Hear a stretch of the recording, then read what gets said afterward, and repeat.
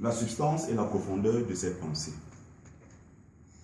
Le terme de génie, le concept de génie, qui est au cœur de cette citation, m'a beaucoup interrogé, me regardant moi-même et mon environnement, et en me disant que tout autour de moi, il n'y avait que des génies. N'est-ce pas difficile à imaginer? Deux notions fondamentales accompagnent ce concept de génie. La première notion est celle de la connaissance, la deuxième notion est celle du savoir. Quelle est donc la différence qui peut exister entre la connaissance et le savoir? Beaucoup estiment que ces deux notions sont des synonymes. D'autres, par contre, estiment qu'il faut opérer une distinction obligatoire entre la connaissance et le savoir. J'en fais partie. Et vous aussi, certainement, vous en faites partie. Vous verrez pourquoi. Qu'est-ce qu'un savoir? Un savoir, c'est le fait pour une communauté, un groupe, de s'asseoir et de considérer qu'une connaissance qui existe peut être érigée en savoir. Il y a donc ici deux situations. La plus connue est la situation académique, où des pairs s'asseyent et décident que cette connaissance va dorénavant constituer un savoir qui pourra être transmis. La deuxième situation est celle des experts d'un domaine particulier qui peuvent estimer que cette façon de faire, cette connaissance, peut aujourd'hui être déterminante et constituer un objet de savoir.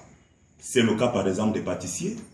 Une connaissance en matière de pâtisserie est donc finalement érigée en savoir et peut-être plus tard en formation. Qu'est-ce qu'une connaissance? La connaissance par contre est interne à un individu. C'est sa capacité à concevoir des choses, à se lever, à construire et à opérer des transformations dans son environnement. La connaissance n'est pas stockable, contrairement aux savoirs qui peuvent être accumulés. Nous avons ici un expert qui, en termes de savoir, qui est notre président, a une diversité de savoirs. Il est futurologue, il est mathématicien, il est expert en communication, il est expert dans les politiques publiques, il est expert dans les politiques d'intégration, et ce sont des savoirs qui sont incontestés et incontestables. Par contre, la connaissance ne s'accumule pas. Elle peut plutôt se moduler, elle peut s'adapter en fonction d'un environnement, en fonction d'un besoin qui peut être global ou particulier. On se rend donc compte qu'il y a une bonne différence entre le savoir et la connaissance, et que les deux peuvent aller de pair ou les deux peuvent se différencier. Maintenant, qu'est-ce que le génie? Il y a une conception familiale, pour ne pas dire familière, de la compréhension de ce que c'est que le génie. Le génie dans le sens familier, c'est quelqu'un qui a un talent exceptionnel et inné. On dira par exemple que Baba a le génie des affaires. C'est aussi une personne qui, dans l'expression de sa façon de faire ou de son activité, développe des trajectoires idéales et conceptuelles qui font de lui un être exceptionnel. On dira par exemple que Roger Mila a le génie du football. Mais c'est aussi la capacité de quelqu'un à se lever, à réfléchir et à concevoir des modèles qui soient essentiellement, parfois spéculatifs, mais qui sont très au-delà de la compréhension des hommes ordinaires. On parlera par exemple que Valère a le génie d'Albert Einstein. Cette conception du génie nous fait donc comprendre que le savoir et la connaissance sont à un croisement. Quelqu'un sera donc un génie lorsqu'il aura la capacité à faire d'une connaissance un savoir, ou bien va utiliser un savoir pour en faire quelque chose d'exceptionnel. Vous allez donc me demander quel est le problème dans tout ce que je viens de dire, qui peut paraître essentiellement livresque, peut-être philosophique, qui peut intéresser davantage Gilbert à quelqu'un d'autre. Le problème est donc la détection de nos prédispositions. La question est celle de la détection de nos facilités, de nos aptitudes et de notre état d'esprit. Il faut détecter ce à quoi quelqu'un a des aptitudes, ce à quoi quelqu'un a des prédispositions. Je voudrais prier les membres de cette auguste assemblée de se partager ce petit document que tout le monde devra rapidement avoir. Le problème, comme je l'ai dit, est donc celui de la détection. Les systèmes éducatifs, les systèmes de pensée et de philosophie ont ceci de particulier qu'ils ont imaginé un concept, ils ont imaginé un environnement qui permet de loger tout le monde dans la même boîte, dans le même canevas, dans le même circuit, soit de détection de ses savoirs, soit de détection de ses connaissances, soit à le préparer à un type de formation précis, soit à le prédisposer à faire un certain nombre d'apprentissages dans un domaine particulier. Certains ont besoin d'être dans un environnement coopératif. C'est donc un système d'apprentissage, de formation ou d'encadrement qui est essentiellement coopératif. Ce sera des groupes de pensée, ce sera des jeux de rôle. D'autres ont besoin d'être dans un système d'apprentissage expérientiel, c'est-à-dire qu'on lui demande lui-même d'exprimer ses aptitudes dans un environnement qui le prédispose à l'exercice de son génie. On peut le mettre dans des situations où il va en excursion, on lui demande d'être dans un contexte de survie, de s'adapter à un environnement donné. Il va donc développer des aptitudes particulières qui vont permettre qu'il puisse s'adapter à cet environnement. D'autres ont besoin d'être dans un environnement dirigé, ils ont besoin d'un accompagnement particulier. Ils seront dans des environnements comme des classes, parce que justement, ils sont peut-être timorés, bon, ils ont une attitude qui prédispose justement à être tutorés ou à être mentorés. D'autres, par contre, sont intéressés par les casse-têtes. Ceux qui ont une capacité de réflexion et d'anticipation qui peut les prédisposer à la mathématique, à la physique, à la réflexion ou à d'autres types de savoirs. Dans toutes ces situations, on se rend compte que pendant que les autres auront des facilités, peut-être pour la conception, d'autres auront un génie pour l'ingénierie, pour l'architecture, c'est donc la capacité à mettre chacun dans la situation qui est la plus favorable à l'expression de son talent qui vont faire que l'un soit un génie et l'autre soit un déclassé.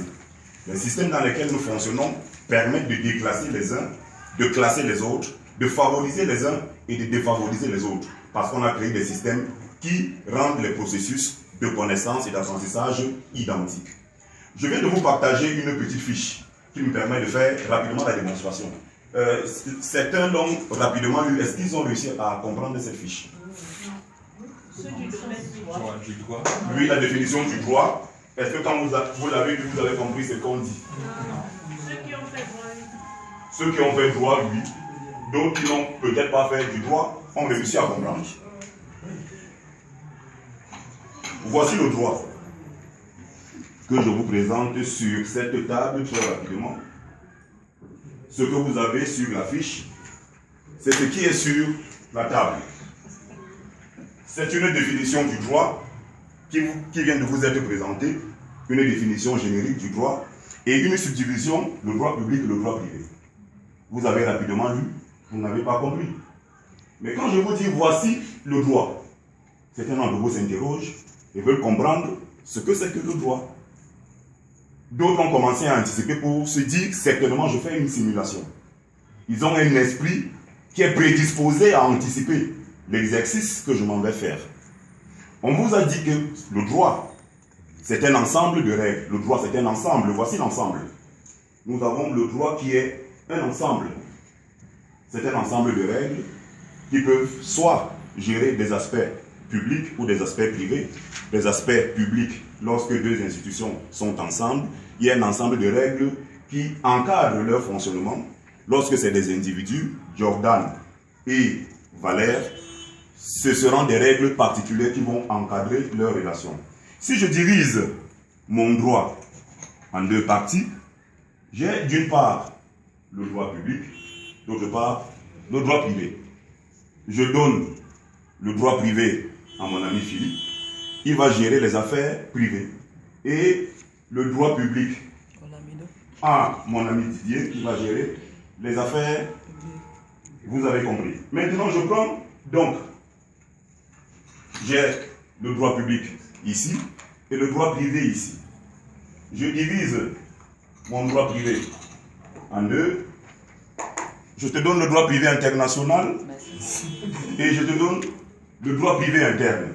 Tu vas t'occuper des aspects qui sont privés, mais qui sont localisés dans un pays. Et toi, des affaires privées qui peuvent être internationales. Et je divise rapidement mon droit public en deux. Je remets le droit public à Charlotte droit public international, droit public interne. Tu vas t'occuper des problèmes de l'administration et toi, tu vas t'occuper des problèmes des États du point de vue international. Je vais te segmenter très rapidement le droit, le concept de droit et la formation en droit. Droit public, droit privé, le droit public étant divisé en deux catégories, droit public international, droit public interne, et le droit privé en deux aussi, droit privé interne, droit privé international. Chacun d'entre vous, avant mon explication, n'arrivait pas à comprendre ce que j'allais présenter.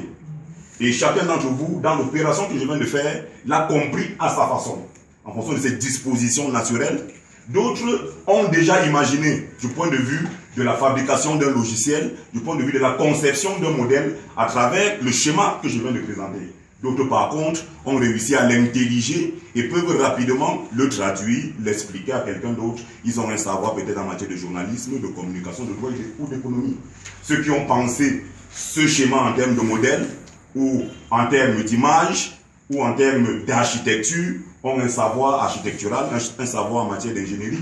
Il faut donc placer tous les individus, tous les enfants dès le bas âge, dans un environnement où ils ont des jouets, où ils ont un certain nombre de dispositifs qui permettent aux parents et au système éducatif de pouvoir déterminer ce à quoi ils sont prédestinés. À ce moment-là, donc, les circuits de formation ne seront pas les mêmes, les schémas ne seront pas les mêmes, parce que, en fin de compte, tu comprendras et la connaissance t'affranchira. Et c'est lorsque tu seras affranchi que tu pourras te réaliser en tant qu'homme, car ta destinée, c'est le bonheur. Je vous remercie.